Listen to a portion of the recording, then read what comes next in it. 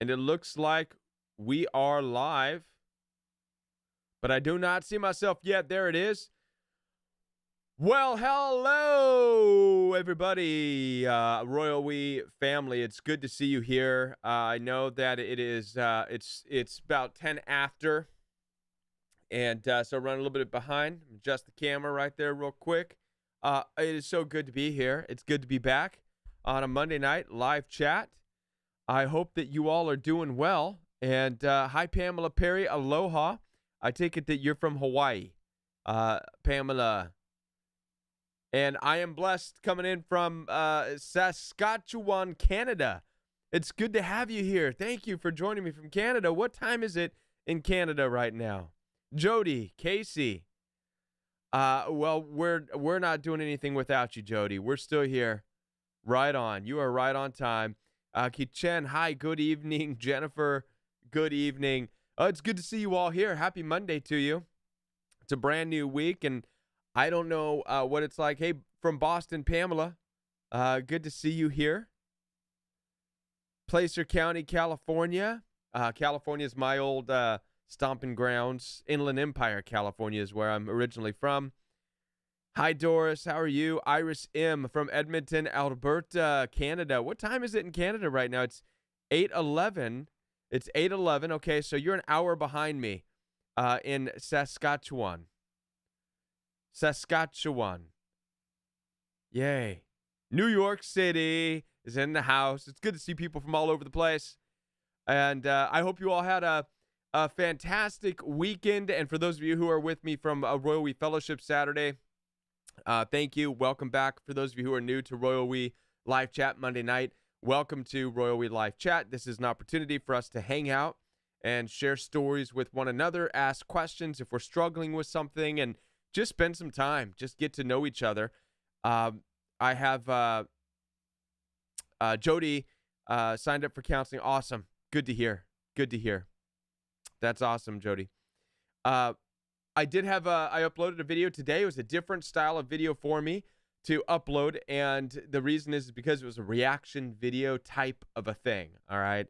And I hope it didn't come across as me being too nervous while I was doing it, but I was a little bit nervous, not because of the content I was creating, but because of the fact that I was using Disney stuff. You know, the last thing I want to do is put a good message out there and have it pulled or banned or something. So I'm not too familiar with all the rules around fair use and things like that. So I was very, very, very cautious to read and to make sure that I didn't do anything that would get it pulled, and it worked, and they published it, and I'm excited about that. So I will like to do more of the I would like to do more of the reaction videos. I think now that I understand how they work and how you can use content to help illustrate things, I'm probably going to put some more reaction type videos out there. I know that I currently am doing a lot of kind of digging into borderline personality disorder. And I don't know how many of you are familiar with borderline, and it's not something new that people are talking about, but I find the similarities as I watch YouTube, and I still look into disorders. I watch people talk about borderline personality, people who struggle with it. And I'm like, oh my gosh, that's kind of like a lot of what I dealt with, that I called it narcissistic abuse. And so I think it'd be an interesting thing to share some of that. And it looks like we have, oh, by the way, before I get too far into this, Tanya, I talked to her today over the phone, and she's not going to be with us tonight because she is visiting her relatives, and she is on her way. I believe she is in Texas, and so she's traveling. So let's all wish her a safe and happy traveling time, and just lift her up in prayer. And she's doing really good. So I told her that I was envious that she's able to get out there and travel and see some relatives. So she's going to be having a good time, but she's not going to be with us tonight. So she will be missed. But just know that she also wanted me to tell you that she's going to miss you. So Tanya is definitely going to miss you while she's out traveling right now. Thank you so much, Vicky. Thank you. I appreciate that. That is very, very cool. Number one. Thank you. All right. So let's see. It looks like The Beauty and the Beast, when I was watching it when the live stream started, Ki Chen said. Yeah. So, Ki Chen, go ahead, go back and watch that video. It's a good video. It's one that really even surprised me as I looked back at that movie. I liked it when I was a younger kid, and as I go back and I watch it now, I see so many things in it that I'm like, wait a minute, Not only that, but also looking at my own understanding of what caused me, as many of you, to stay stuck in toxic relationships longer than we should have been. What causes us to try to dig and reach for the good in people when there just might not be any. And then when I rediscovered Beauty and the Beast and how that ends, and also the understanding of Stockholm Syndrome, the understanding that people do start to look at bad, mean, horrible people as potentially good. And this is something I was researching a little bit on. It is very true. It is a sad reality. I have friends who are in law enforcement, and they are often called to domestic violent disputes. And oftentimes in these cases where there's domestic violence, they will call the police, the victim will, and then turn around and then protect the abuser, especially if the police threaten to take them away. We're going to arrest them. No, don't. No, it's going to be okay. And this just got me really thinking about that very interesting dynamic, the Stockholm Syndrome, the hatred of the abuse, but the love, the psychological bond that they mistake for love. And that's really what that video was about. Not only that, but there was a lot of things in that Beauty and the Beast cartoon that was just exaggerated. And you'll have to watch the video because I talk about all kinds of false narratives, if you will, different things that were exaggerated that I thought that Disney just really, kind of sent out bad messages all the way around. But look for more of those videos. I enjoyed it. If it's something that you enjoyed, let me know. If it's something that you would like to see more of, more things like that, where I can use other principles, movies, things like that have affected us. I think that it's important that we understand our narrative in this life. I'm going to be talking more about our narrative because our narrative is, in fact, one of the most important things we have in this life. So you can expect to hear a lot more about our narratives in this life. And it's not something that our narrative is not something we think enough about. For some reason, we have this misconception that we are completely independent, that we develop on our own the way in which we see the world. But as we watch movies like Beauty and the Beast, and I wouldn't have believed it when I was younger, but it's absolutely true. These messages seep into our subconscious mind, and we actually start living these things out. They start to form the narratives of our life, how we see the world and how we see ourselves in this world. It is absolutely true. I remember when I was first becoming a father and I was looking into making sure that I protect my children's eyes from what they see on television and movies. And there's a lot of people out there to go, oh, you don't have to be too protective. Let them watch horror movies and let them watch this. And there's people out there that do that. But as I think about it now, especially now that I did this Beauty and the Beast video, I know these things really do seep into your subconscious. They really do, in a lot of ways, play out in your life. I believe Beauty and the Beast is something that we all were raised on. Everybody in this room saw it. And I believe in some way, shape, or form, some of the messages in that potentially latched on to our subconscious mind. And in a lot of ways, that mixed probably with a lot of church and modern Christian lingo of, loving people who are mean and loving your enemies. And I think all these things in combination formed our narrative, and the narrative hurt us pretty bad. It hurt us pretty bad. I think the biggest pain that we deal with is the reality that our narrative is broken. And I made that video already as well a couple weeks back, talking about how our narrative is broken. That's what narcissistic abuse breaks. It breaks your narrative, breaks down who you thought you were and how you believed the world should be. So in a lot of ways, that's a good thing. We get to rebuild our narrative and we start over, which is good. We needed to. Now let's see. Enough about that. Let's see if there's any questions. I thought I saw something up here earlier from Iris M. She says, I don't know what to do with myself since I've got no contact with my ND and moved here. It took me over 2 weeks to feel settled from no more conflict. Yes, Iris M., you're not going to know what to do with yourself for a long time.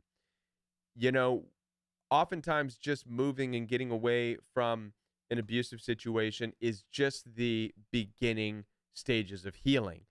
It's not an issue where you move and you get away and suddenly it's sunshine and daisies and roses and rainbows and life suddenly, all the darkness washes away and you're free like a bird to do whatever you want and to feel happy again. It doesn't work that way.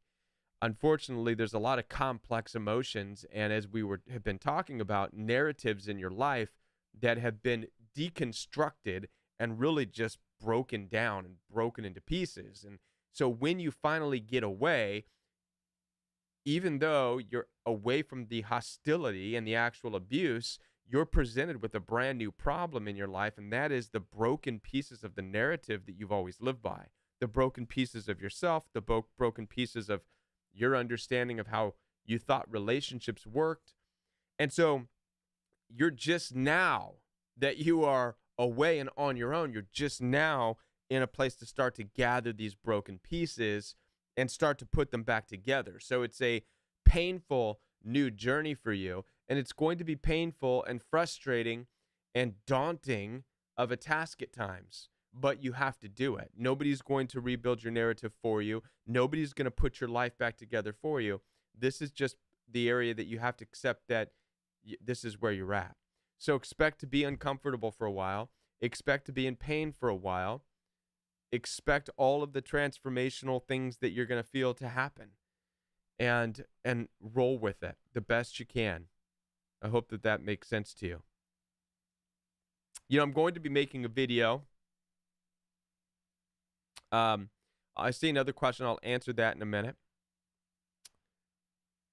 I'm going to be making a video that's going to be talking also about Jesus and in the New Testament, because it's interesting that Jesus was crucified. He went through horrible abuse. He was beaten and spit on and mocked and all the stuff that we see from the cruelty of a narcissistic culture and from narcissistic people who are hostile and violent.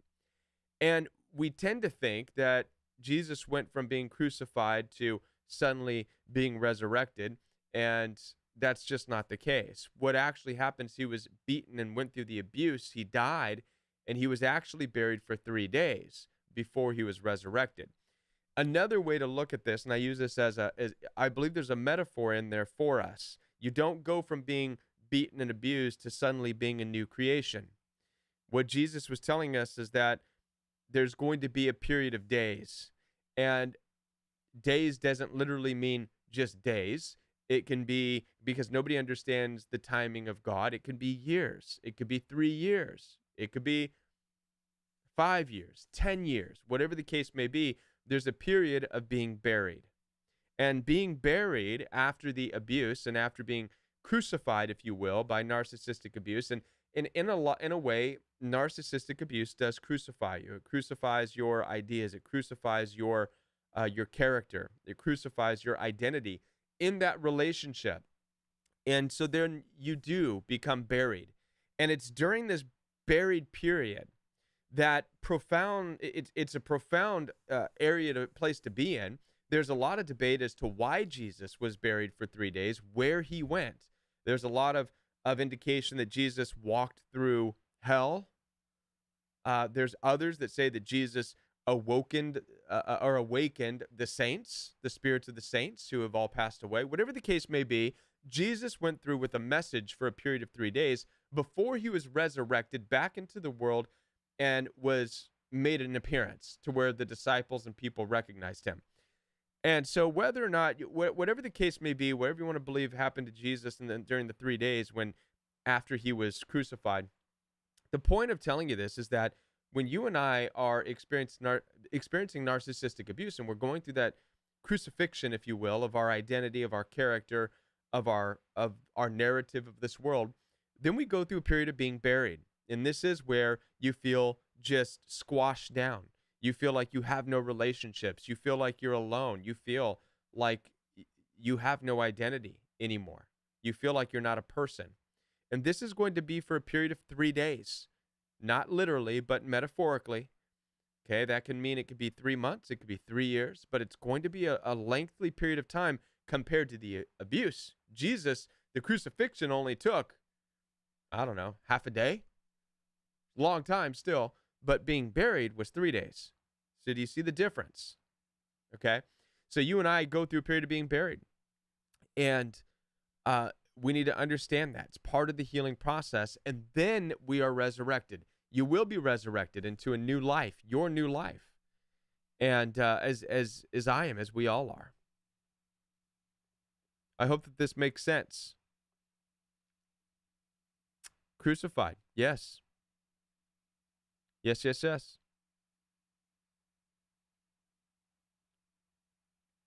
Let's see. What else is there?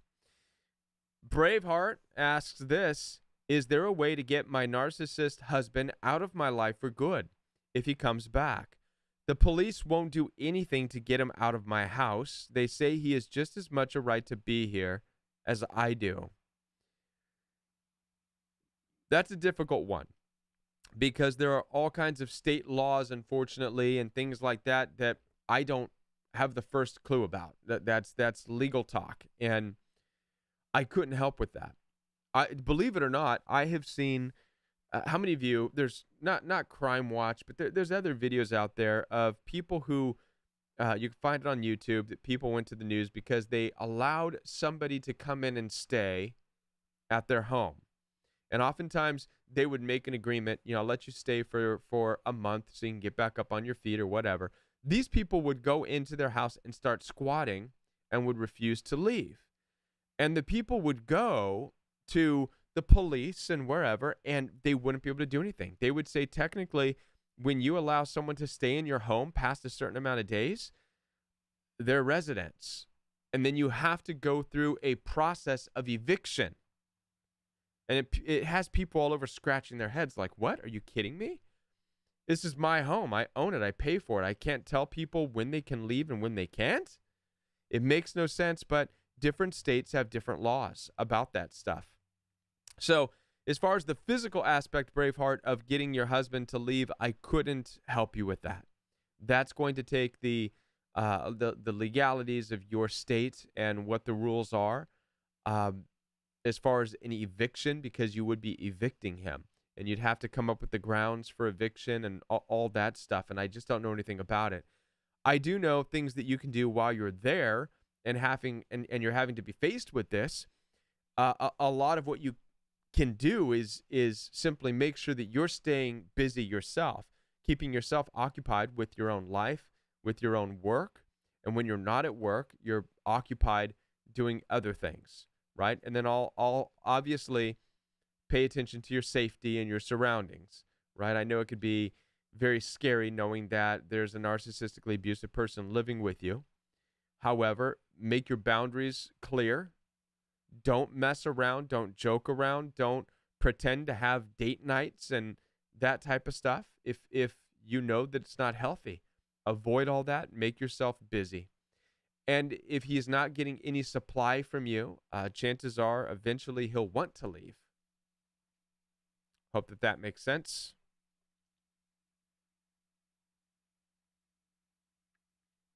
What else do we got here?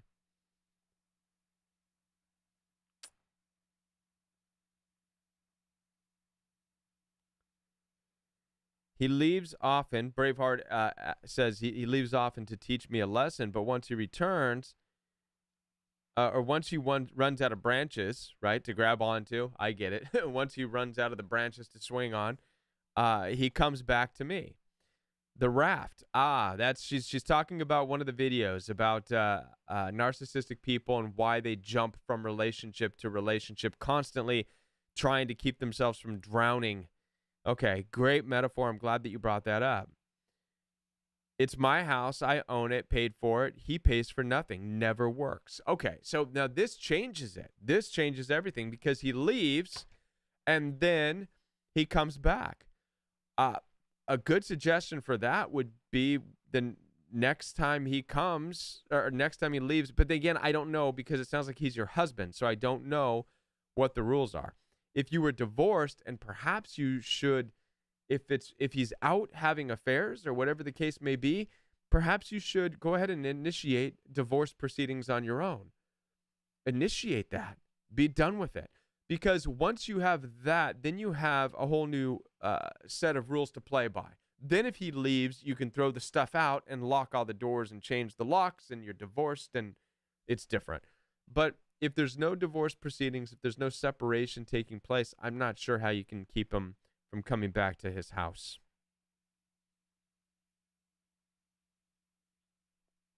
But yeah, definitely give him no supply.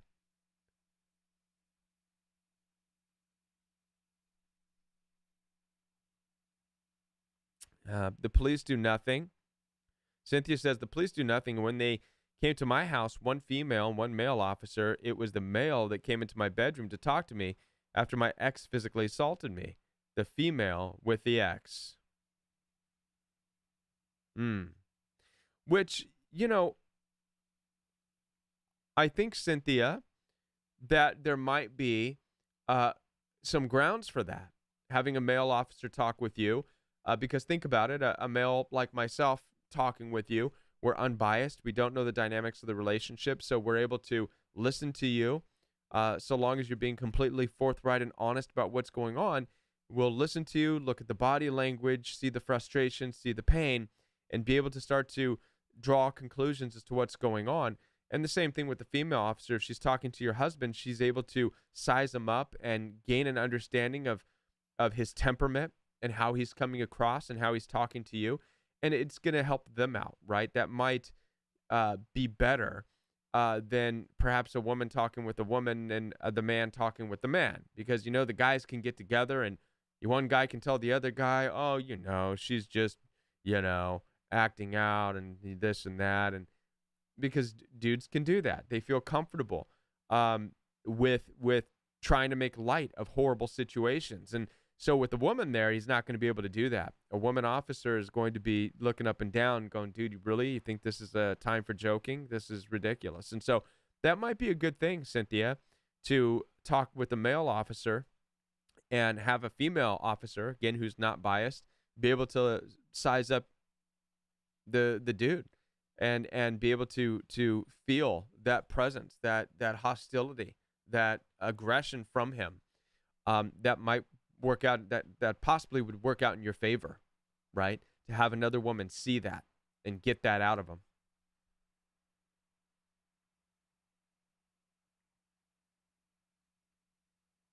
Oh, well, okay. Well, Cynthia says it was uncomfortable that the male came in rather than the female. Poor judgment on the officer's part. I mean, it could be. I was just offering my opinion again on that. I like I said, oftentimes it's easy for, as I said, if men are talking, it's easy for a biasness to occur based on the fact that they're males. And I would say the same thing with women, right? It's easier probably for women a lot of times to bond and as opposed to really try to have a non-biased understanding of what's taking place. And I think that's what officers need to try to do, is have an unbiased understanding of what's taking place. And I think that, I'm a male, and I talk to women all day, every day, coming out of narcissistic abuse, which is surprising. A lot of women say they never would have thought, because the abuse they dealt with was was for men, they never thought that they would be able to hear a man talk about it with them and even offer help. But the reality is because I'm coming from a place of being non-biased, I'm not in the situation, I'm able to listen to every word that you're saying and feel the tone that's taking place and mentally draw an image of what's happening. And it actually, from my perspective, it works better. I often find myself helping women a lot easier, and I help a lot of men too. I talk with a lot of men as well. But that's just my personal perspective of it. And I do talk with a lot of women, Cynthia. I really do. And so, that's it's just one way. It's just another way to look at it. I never looked at it that way, but yes, possibly. And regardless, they removed him from my home. Good. Well, there you go. Chances are, the male officer talked with you and was able to get an accurate understanding from you as to what was going on. The woman officer, the female, was able to size up the dude and say, okay, yeah, some weird stuff. And they came together and said, we got to get this guy out of here. So it ultimately worked out in your favor. And so that's great. That's good.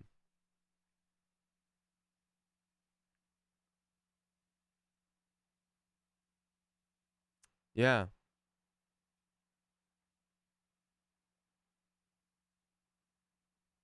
Right.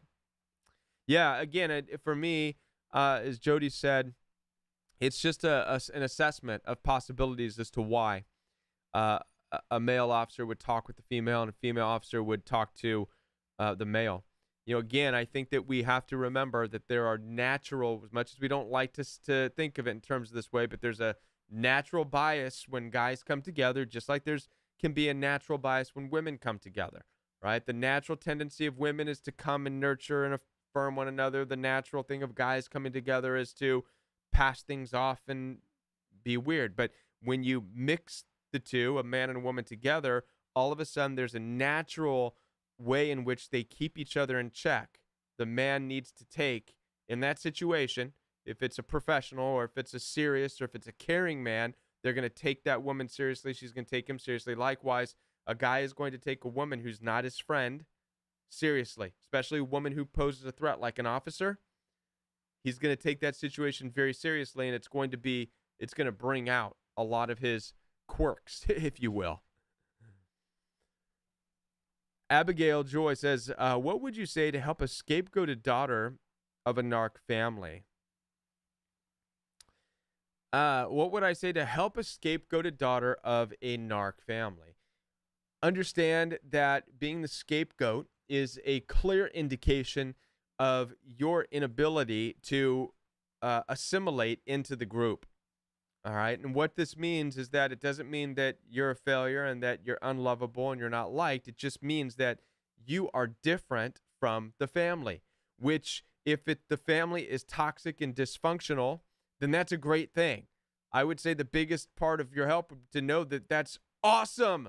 It's awesome to know that you are different than the narcissistic family in which you were born in. You are given different gifts, different abilities, and now it's up to you to find the strength then to acknowledge that and honor that and say, wow, I'm the scapegoat because I just can't assimilate in with their group, which means I don't cuss like them. I don't sound like them. I don't talk like them. I don't throw dirt and mud on people like them. I don't lie like them. I don't cheat like them. I don't steal like them. Thank God I'm not like them. And then find joy in that, in being the scapegoat, and then eventually learn to make your way out of that family. Because what this also means is that you haven't found your family. Yes, you have the family that raised you and they were responsible for you.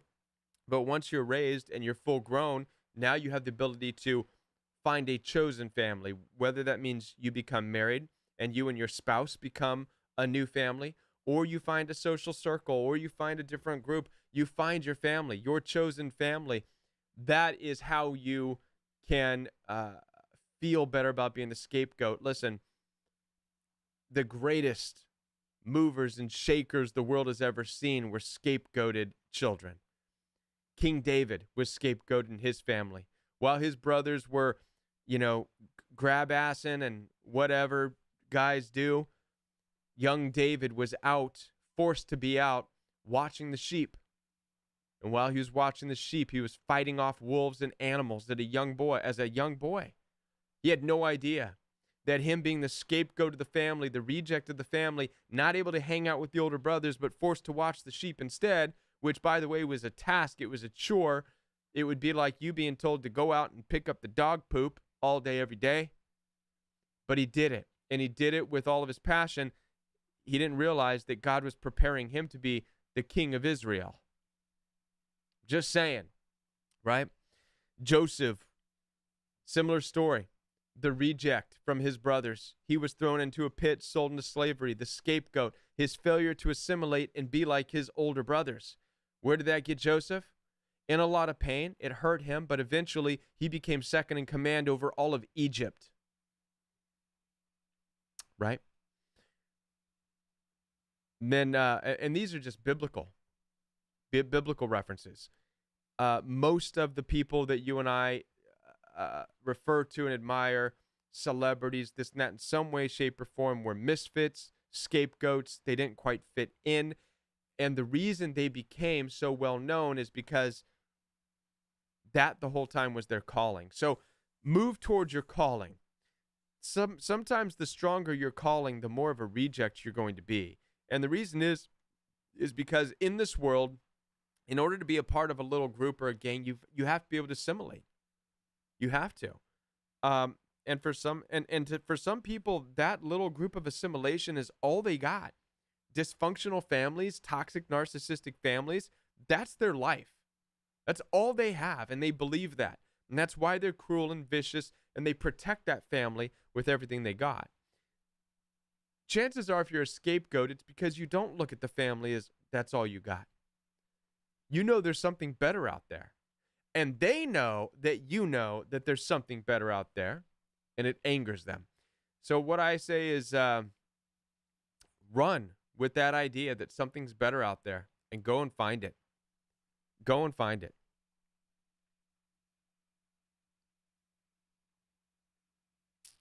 See what else is there.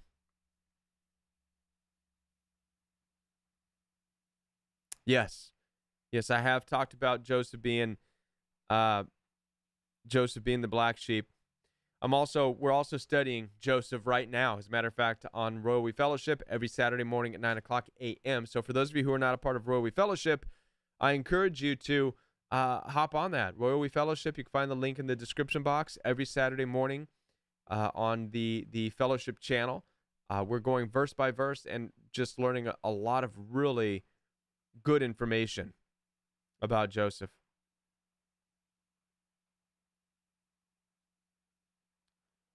Jody says it's very profound when the universe lets you know that it's okay to walk away from them and that you're not hurting them. This is freaking amazing. Yeah. Yep, absolutely. Yeah.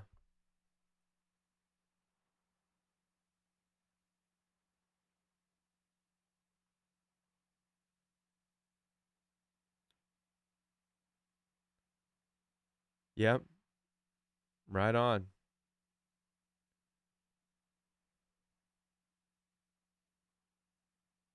All right. Well, listen, with that, everybody, I'm going to go ahead and get ready to wrap this night up. It is starting to rain. I don't know if you can hear the rain. It's falling down pretty hard here. Man, I'm telling you, the rain out here in the Midwest, it rains. It's raining like every other day this season. It's pretty crazy. Hopefully the sun will come out pretty soon.